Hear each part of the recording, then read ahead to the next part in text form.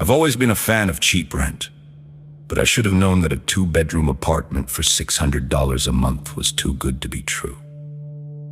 I moved into the complex on a humid Tuesday, hauling my life in cardboard boxes up to the 3rd floor. The air in the hallway smelled of stale cigarettes and a strange chemical floor cleaner. That's when I first saw the man in 3B. He was standing by his door, struggling with a set of keys. He was gaunt, his skin pulled tight over his cheekbones, wearing a heavy trench coat despite the heat. But it wasn't the man that made me stop in the hallway. It was the animal at the end of his leash. It was massive, easily the size of a timber wolf, with a coat of matted, coarse gray fur that looked more like old carpet than hair. It wore a bright red vest that said "Service Animal" in bold white letters. The most unsettling part was the muzzle. It was a heavy-duty cage made of leather and steel, completely encasing the animal's snout. The dog didn't pant, it didn't sniff the air. It just stood there with a stiff, mechanical posture. As I passed them to get to my door, the dog's flank brushed against my leg. I expected the soft, warm give of an animal's body. Instead, I felt something cold and incredibly hard. It felt like my leg had knocked against the corner of a wooden crate or a metal frame hidden just beneath the surface of that matted fur. The dog didn't flinch. It didn't even acknowledge the contact. Its eyes remained fixed straight ahead, glassy and unblinking like marble set into a mask. I got into my apartment and leaned against the door, listening to the neighbor finally get his lock open. I heard the heavy of the dog's paws on the floorboards as they entered 3B. I tried to shake off the unease. I told myself that maybe the dog had a prosthetic or some kind of medical brace that would explain the service vest and the hardness I felt. I spent the rest of the evening unpacking, trying to make the sterile space feel like a home. By 11 p.m., the building had settled into a deep, hollow silence. I was sitting on the floor of my bedroom, sorting through a box of books, when I heard the first sound from next door. It wasn't a bark or a whine. It was a long, slow, metallic slide. It was the unmistakable sound of a heavy-duty industrial zipper being pulled open. It lasted for a full 30 seconds, echoing through the thin drywall. Then came a wet, heavy thud, like a large piece of raw meat hitting the floor. I froze, my heart beginning to pulse in my throat. I crept toward the shared wall and pressed my ear against the paint. I heard a low, raspy breathing, not the rhythmic panting of a dog, but the labored, shallow gasps of a human being in pain. Then I heard the man's voice. He wasn't talking to a pet. He was speaking in a cold, instructional tone. He said, "You're slouching. If the frame bends, the skin won't heal correctly. Do you want to stay like this forever?" There was a muffled sound in response, something like a sob caught behind a thick layer of fabric. Then came the sound of something dragging itself across the floor, a wet, sliding noise that made my stomach churn. It moved away from the wall and toward the back of the apartment. I stood there in the dark, clutching a heavy textbook, realizing that whatever lived in 3B was not an animal, and the vest it wore wasn't for the man's benefit. I didn't sleep that night. I sat by the door, watching the shadows move under the crack of the hallway entrance.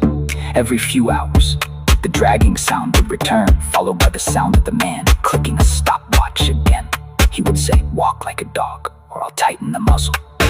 I realized then that the cheap rent in this building came with a price I wasn't prepared to pay. I wasn't just a tenant.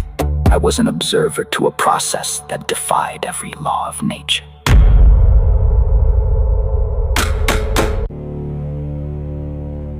The sun rose the next morning, but the light didn't make the apartment feel any safer. The sounds from 3B had stopped around 4 a.m. It felt like a physical weight. I drank my coffee standing up, eyes locked on the front door. I knew I should call the police, but what would I even say? That I heard a zipper and a man telling his dog not to slouch. They'd think I was losing my mind. I decided I had to see them again, to look closer, to find a logical explanation for what I'd heard. I waited by my peephole for 2 hours. Finally, at 9:15, the door to 3B creaked open. The neighbor stepped out first. He looked even more haggard than the day before, his skin a sallow, sickly gray. He was clutching the leather leash so tightly his knuckles were white. Then, the dog emerged in the harsh fluorescent light of the hallway. The creature looked like a taxidermy project gone wrong. The gray fur was patchy, and in some spots I could see thick black stitches holding the pelt together. The animal moved with that same stiff, jarring gait. It didn't look like it had joints. It looked like a collection of pistons and rods forced into motion. As they walked toward the elevator, I noticed something new. At the base of the dog's neck, right where the red service animal vest met the fur, there was a small metal valve, the kind you'd see on an air compressor. It was crusty with a yellowish fluid. The dog's head was down, the heavy cage muzzle forced its chin toward its chest, and it made a wet, whistling sound with every step. I grabbed my keys and hurried out, pretending I was just headed to work. I caught the elevator just as the doors were closing. I stepped inside, and the air hit me like a wall. It smelled of formaldehyde and rotting meat masked by an overwhelming scent of pine cleaner. The neighbor stood in the corner staring at the floor indicator. The dog sat at his feet, or rather, it collapsed into a sitting position, its hind legs splaying out at an angle that would have broken a real dog's hips. I looked down at the animal. Its eyes were the most horrifying part. They weren't brown or blue, they were a cloudy, cataract-filled white, but they were definitely human in shape. They didn't track movement. They just stared at the elevator floor, leaking a thin, clear fluid that pooled on the linoleum. I realized with a jolt of horror that the dog didn't have eyelids. The skin had been pulled back and stitched open, forcing the creature to see everything, all the time, without the relief of a blink. The elevator creaked as it descended. "Is he a rescue?" I asked, my voice cracking. I shouldn't have spoken. The silence in the elevator was better than the conversation that followed. The neighbor didn't look at me. He just reached down and patted the dog's head, not with affection, but with a firm, possessive slap. "He's a work in progress," the man replied. His voice was like sandpaper on glass. "He used to be loud, he used to be stubborn, but the suit teaches discipline. The suit teaches them how to serve." The elevator hit the lobby. The door slid open, and the man jerked the leash. The dog didn't move fast enough, and its front leg buckled. I heard a muffled, high-pitched oomph come from inside the muzzle, a sound that was unmistakably human. The neighbor didn't help it up. He kicked it in the ribs, a dull thud echoing in the empty lobby. Standardized movement. The man hissed, "Don't break character." The dog scrambled to its feet, its metal joints clicking loudly as it scurried out the front door and into the bright city morning. I stood in the lobby, watching them walk down the sidewalk. Passers-by didn't even look twice. They just saw a man with a large service dog and a muzzle. They saw a handicap, a necessity. They didn't see the stitches. They didn't hear the whistling breath. They didn't know that under that matted gray fur, a human being was being crushed into the shape of a beast. I knew then that I couldn't stay in that building, but as I turned to go back up and pack, I saw the building manager watching me from the office window. He wasn't smiling. He was holding a red service animal, vest in his lap, stitching a new name onto the side.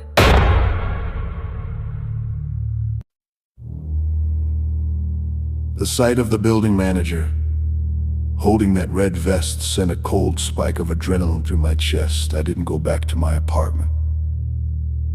I walked out the front door and kept walking until I reached a crowded park 3 blocks away. I sat on a bench, my hands shaking so hard I had to tuck them under my legs. My mind was racing, trying to find a thread of sanity to hold on to. I thought about calling the police again, but the manager's face haunted me. He hadn't looked like a man committed to a crime. He looked like a man committed to a business. I stayed in that park until the sun began to dip below the skyline. I knew I had to go back. My passport, my laptop, and everything I owned were in that 3rd floor unit.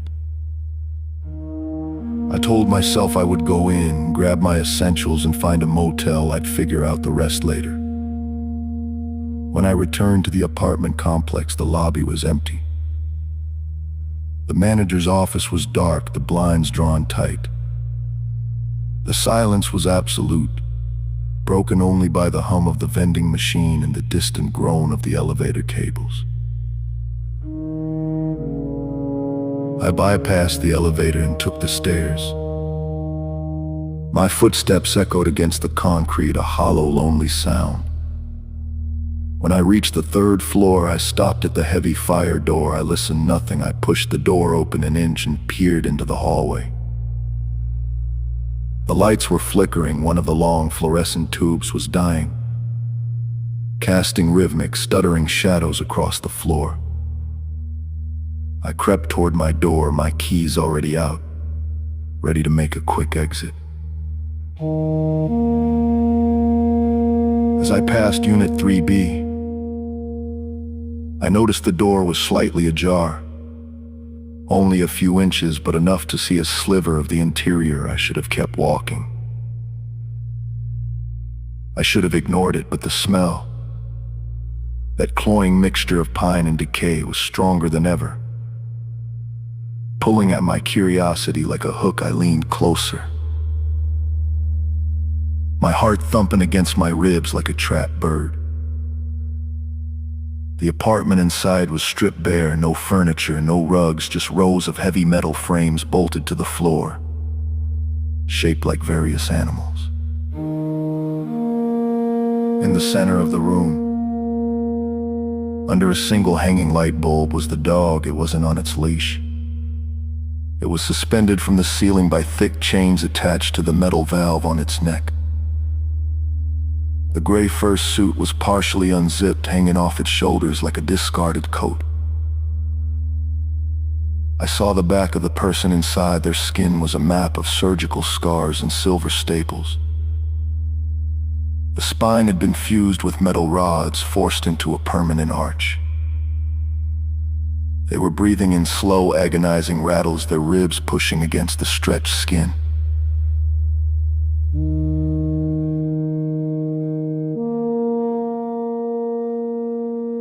The person moved their head. The heavy cage muzzle was still strapped to their face, but they turned enough for me to see their profile. It wasn't a stranger. It was the previous tenant of my apartment, the one the manager said had moved out in the middle of the night. His eyes were wide, the lids stitched back just as I had seen in the elevator. He saw me through the crack in the door. He didn't try to scream. He just let out a soft, whistling sigh through the muzzle, and a single tear tracked through the dark fluid on his cheek.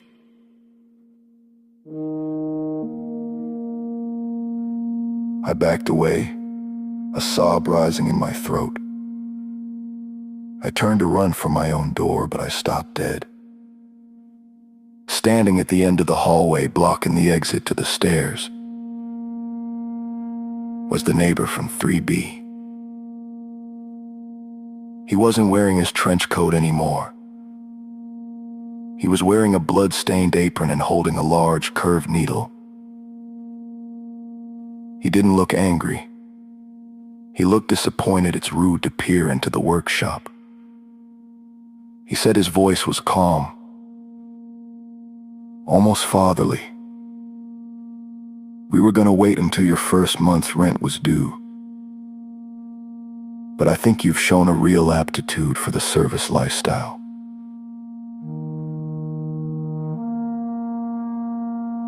I looked toward the elevator, but the doors opened before I could move. The building manager stepped out. He was holding the red vest I had seen earlier. He unfolded it, and I could finally read the name he had been stitching onto the side. It was my name. "The fit is the hardest part," the manager said, stepping into the hallway. "But don't worry, the suit is designed to grow with you. Or rather, you'll be forced to grow into the suit." They began to walk toward me from both sides, their shadows stretching long and distorted under the flickering lights. The hallway felt like it was shrinking. To my left stood the neighbor, the artisan of this house of horrors, twisting a length of copper wire between his scarred fingers. To my right, by the elevator, the manager held the red vest like a ritual garment. I was trapped in the middle, my back pressed against the cold, painted brick of the hallway wall. I looked at my own door just a few feet away, but it might as well have been on another planet. My keys slipped from my sweaty palm and hit the carpet with a dull thud. The Greyhound model, the manager said, his voice echoing in the narrow space.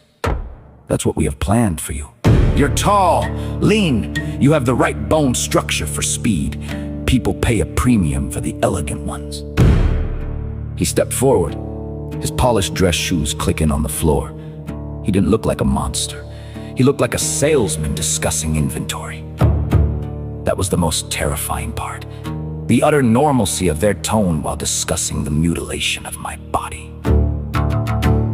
I didn't wait for them to close the gap. I lunged toward the neighbor, hoping to catch him off guard. I was younger and stronger, or so I thought. But as I swung, the man moved with a speed that wasn't natural. He didn't punch. He reached out with a hand that felt like a vice and grabbed my wrist. He twisted, and I heard the sickening of my radius shifting out of place.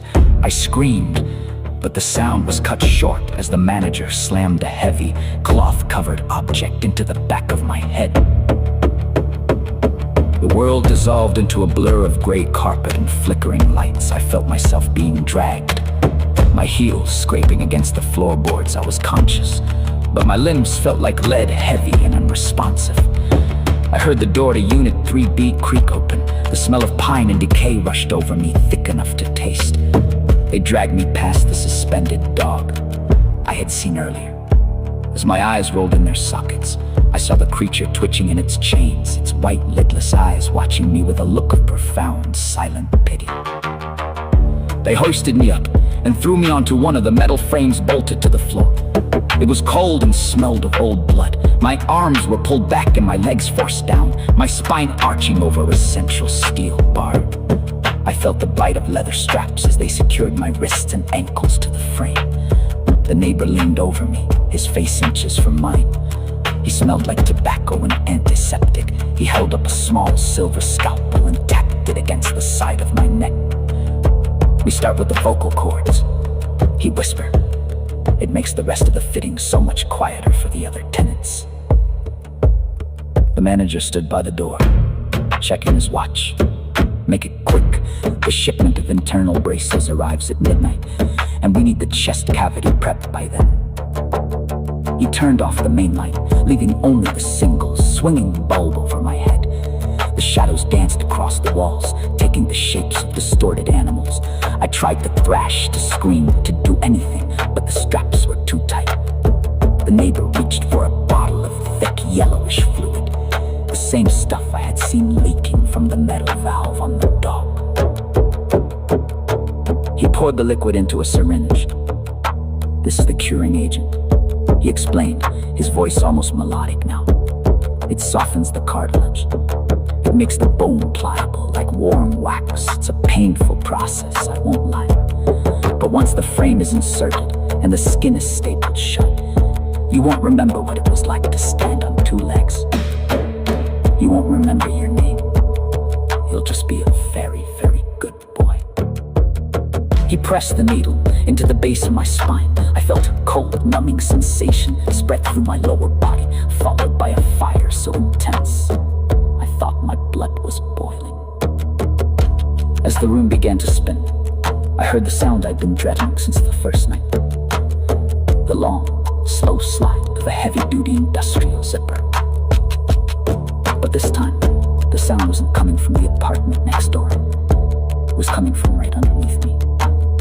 I felt the neighbor's hands on my shoulders, and then I felt the cold, wet weight of the gray, matted fur being draped over my chest. It was heavy. It was suffocating. And it was still warm from the last person who had worn it.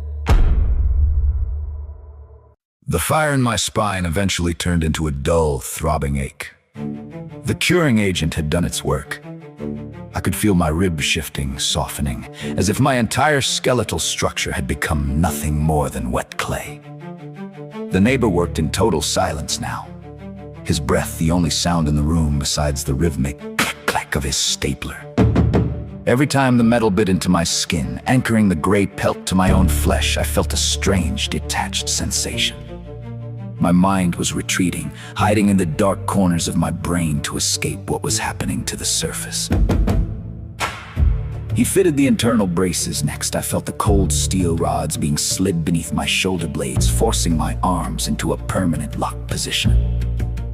My hands were tucked into the paws of the suit, my fingers curled into useless nubs. The pain was beyond anything I could describe, but I couldn't scream. The neighbor had already finished the quieting procedure on my throat.